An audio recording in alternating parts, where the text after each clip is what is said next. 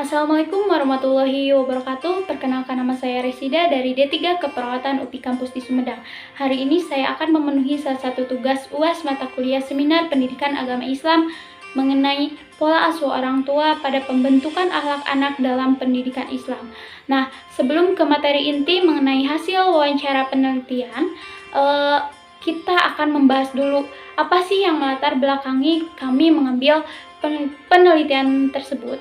Nah, orang tua mempunyai peranan yang sangat penting bagi anaknya, karena ikatan anak beserta orang tua itu berpengaruh sekali terhadap tumbuh kembang anak atau kepribadiannya. Apalagi hal ini berhubungan dengan pengasuhan secara langsung.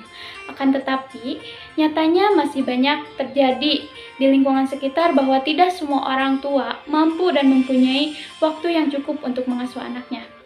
Pada zaman sekarang juga, sebagian generasi anak tidak atau kurang mempunyai akhlak, baik itu kepada guru, kepada rekan, dan kepada orang tua dan sebagainya. Nah, sehingga dalam hal ini penting bagi orang tua untuk mengenal pola asuh yang baik dalam mendidik anak, terutama terhadap pembentukan akhlak sesuai pendidikan Islam. Nah, sekarang kita masuk ke materi inti, bahwa pola asuh itu adalah bagaimana cara orang tua berinteraksi dengan anak secara total yang meliputi proses pemeliharaan, perlindungan, dan pengajaran bagi anak, menurut Hetherington dan Pork pada tahun 1999. Adapun macam-macam pola asuh itu terbagi 4 menurut Diana Baumrid dalam Uswatun Hasanah. Ada pola asuh demokratis, yang kedua ada pola asuh otoriter, ketiga ada permisif, dan keempat penelantar. Pola asuh demokratis itu adalah pola asuh yang memprioritaskan anak, tetapi tidak ragu-ragu mengendalikan mereka. Yang kedua ada pola asuh otoriter, sebaliknya cenderung menetapkan standar yang mutlak harus dituruti. Yang ketiga ada pola asuh permisif atau pemanja. Nah, yang keempat ada tipe penelantar, pada umumnya memberikan waktu dan biaya yang sangat minim kepada anaknya. Nah, apa sih peran dan tanggung jawab orang tua terhadap anak? Nah, peran dan tanggung jawab tersebut bertujuan agar anaknya dapat tumbuh dan berkembang sesuai yang diharapkan. Menurut Jalaluddin, anak yang soleh itu tidak dapat dilahirkan secara alami, tetapi mereka memerlukan bimbingan dan pembinaan yang terarah dan terprogram secara berkesinambungan. Sejalan dengan hal itu, terdapat 3 prinsip untuk membimbing anak, pada hakikatnya bertumpu pada 3 upaya. Yang pertama, ada memberi teladan. Nah, hal ini sesuai dengan tugas Rasulullah SAW dan pola pendidikan yang diterima oleh Rasulullah. Rasulullah bersabda, "Sesungguhnya aku Muhammad diutus ke muka bumi ini untuk menyempurnakan akhlak manusia," menurut Al-Hadis. Hadis selanjutnya yaitu, "Tuhanku telah mendidikku dengan pendidikan yang sempurna," Al-Hadis. Nah, yang kedua ada memelihara anak. Memelihara anak ini terdapat dalam Quran surat Al-Baqarah ayat 60 dan 168. Yang ketiga ada membiasakan anak untuk berakhlak mulia. Perintah agama haruslah dilakukan oleh orang tua melalui proses pelatihan atau pembiasaan. Membiasakan anak untuk berakhlak mulia merupakan solusi terhadap fenomena anak zaman sekarang. Nah, dalam hal tersebut Allah berfirman dalam Quran surat Ar-Rum ayat 21. Yang selanjutnya ada pengertian akhlak. Nah, akhlak itu apa sih? Nah, akhlak itu adalah keadaan yang melekat di dalam jiwa, maka suatu perbuatan itu dapat disebut akhlak jika terpenuhi syarat. Yang pertama, perbuatan itu dilakukan berulang-ulang dan perbuatan itu timbul dengan mudah tanpa dipikirkan atau diteliti terlebih dahulu sehingga ia benar-benar merupakan pembiasaan. Nah, adapun hasil wawancara menurut para tokoh agama, kami mengambil hasil wawancara dari tokoh ulama Muhammadiyah yaitu Bapak Dadang, bahwasannya pembentukan akhlak itu sebenarnya dari usia di dalam ruh, hanya orang tidak sadar. Dan melihat dari surat Maryam, saat Maryam mau melahirkan, anak yang Allah suruh kepada Maryam melalui malaikat Jibril asrofi wa qalbihi seperti memberikan makan, minum, dan senangkan hati. Sejak itulah ruh dalam jasadnya terbentuk karakter. Dilanjutkan nanti pasca lahir, Allah sudah titipkan telinganya, matanya, dan Allah sudah kasih hatinya. Yang paling pertama itu adalah tarbiyatul aulan, atau pada pada masa fase golden 0 sampai 7 tahun. Dalam bahasa hadisnya itu adalah fitrah. Ibu harus memberikan ASI yang benar. Kemudian harus ada sanksi ketika anak tidak sholat atau melakukan kesalahan.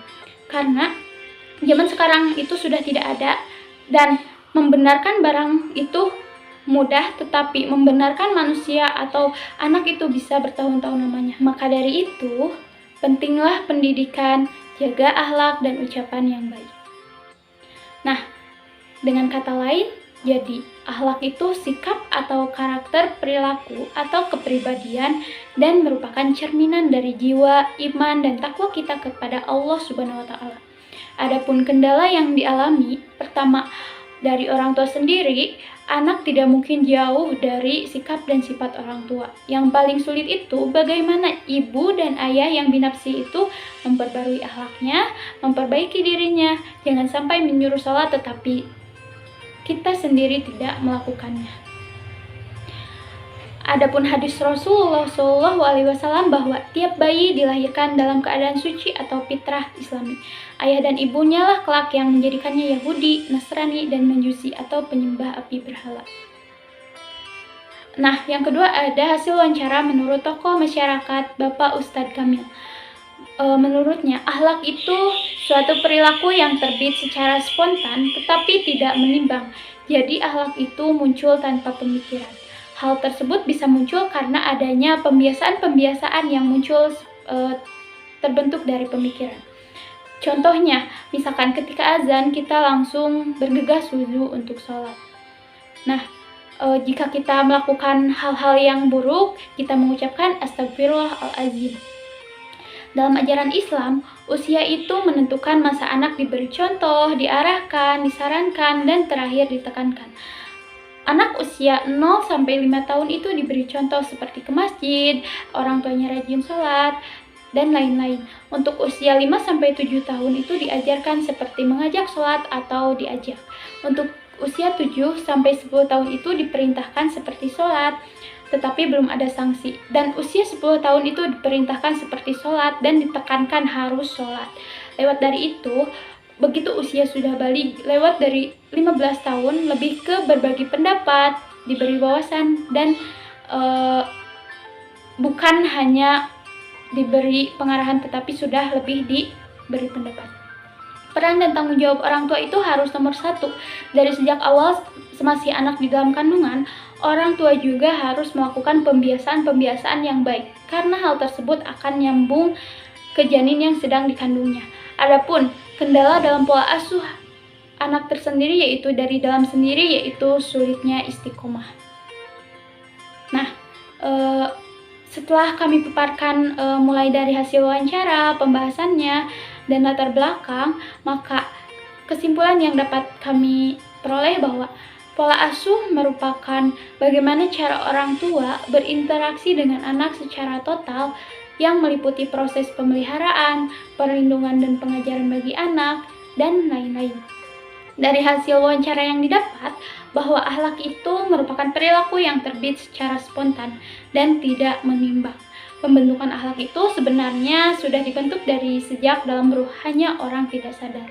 Dalam ajaran Islam juga, usia itu akan menentukan masa anak diberi contoh, diarahkan, disarankan, diperintahkan, dan terakhir ditekankan. Nah, dari hasil wawancara sendiri, akhlak itu sebenarnya diawali dengan pembiasaan-pembiasaan dari orang tua sendiri, serta orang tua juga yang akan menentukan anaknya kelak seperti apa. Di sini peran dan tanggung jawab orang tua sangat penting. Selain itu, banyak kendala yang dihadapi orang tua dalam mengasuh anaknya, di antaranya lingkungan sekitar yang kadang sulit untuk dibatasi, sulit istiqomah. Adapun dari segi materi, anak tidak mungkin jauh dari sikap dan sifat orang tua, dan yang paling sulit itu bagaimana ayah dan ibunya yang binafsi itu memperbarui akhlaknya. Nah, mungkin hanya itu yang bisa saya sampaikan. Mohon maaf jika banyak kesalahan. Semoga bermanfaat. Terima kasih atas perhatiannya. Billahi taufiq wal hidayah. Wassalamualaikum warahmatullahi wabarakatuh.